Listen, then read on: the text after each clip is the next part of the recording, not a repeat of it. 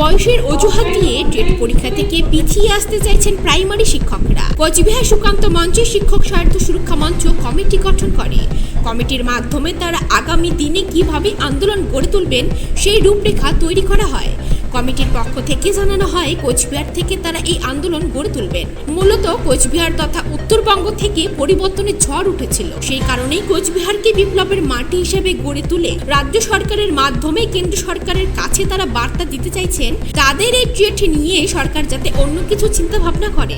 আমরা এখানে প্রত্যেকে কোচবিহার জেলার বিভিন্ন প্রান্তের শিক্ষক শিক্ষিকারা এই যে শিক্ষক স্বার্থ সুরক্ষা মঞ্চের পক্ষ থেকে এখানে আমরা জমায়েত হয়েছি। আপনারা জানেন যে গত 29শে মে মাননীয় সুপ্রিম কোর্ট এটা আদেশ দিয়েছে যে 55 বৎসরের নিচে যে সমস্ত শিক্ষক শিক্ষিকা রয়েছেন তাদেরকে বাধ্যতামূলক টেট অর্থাৎ টিচার্স এলিজিবিলিটি টেস্ট এটা পাস করতে হবে, অন্যথায় 2028-এর 30শে সেপ্টেম্বরের মধ্যে বাধ্যতামূলক অবসর গ্রহণ করতে হবে। তো এমতো অবস্থায় আমাদের মধ্যে প্রত্যেকেরই প্রায় বয়স 40-এর ঊর্ধ্বে, অনেকে 50-55 পর্যন্ত রয়েছে।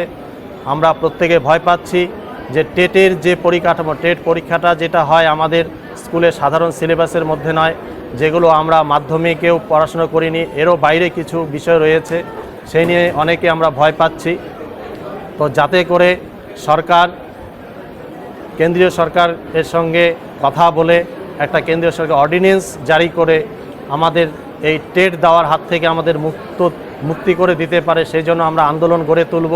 আজকে এই সুকান্ত মঞ্চে আমরা প্রায় 250-300 জন জমায়েত হয়েছি। আমাদের কোচবিহারের সদস্য সংখ্যা 700-র উপরে হয়ে গেছে। আগামী দিনে আমরা বৃহত্তর আন্দোলনে নামব। যদি তাতেও কাজ না হয়, অন্যান্য রাজ্যে যেইভাবে তারা স্কুল বন্ধ করে দিতে চাইছেন শিক্ষক সংগঠনে, যে তারা আর স্কুল করবেন না যতদিন না পর্যন্ত সরকার অর্ডিন্যান্স জারি করে, আমরাও প্রয়োজনে সেই রাস্তায় এগোব। আমরা লক্ষ্য করেছি যে বিভিন্ন শিক্ষক সংগঠন রয়েছে, কিন্তু কেউ আন্দোলনের কথা বলছে না।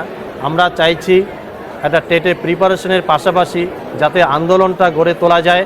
আমাদের এই কোচবিহার আন্দোলনের মধ্য দিয়ে আমাদের পশ্চিমবঙ্গ রাজ্যের প্রতিটি জেলায় আমরা জানাতে চাইছি, যাতে করে তারাও এই আন্দোলনের প্রয়োজনীয়তাটা উপলব্ধি করে যাতে করে তারা এগিয়ে আসেন এবং রাজ্যব্যাপী একটি আন্দোলন গড়ে ওঠে। আমরা কোচবিহার থেকে শুরু করতে চাই।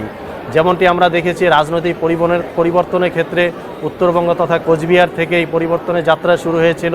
তাই কোচবিহার হচ্ছে একটা বিপ্লবীর জায়গা, এখানে পরিবর্তনের পক্ষে লোক। তো আমরা চাই এই আন্দোলন গড়ার ক্ষেত্রে কোচবিহার যেন অগ্রণী ভূমিকা নেয়।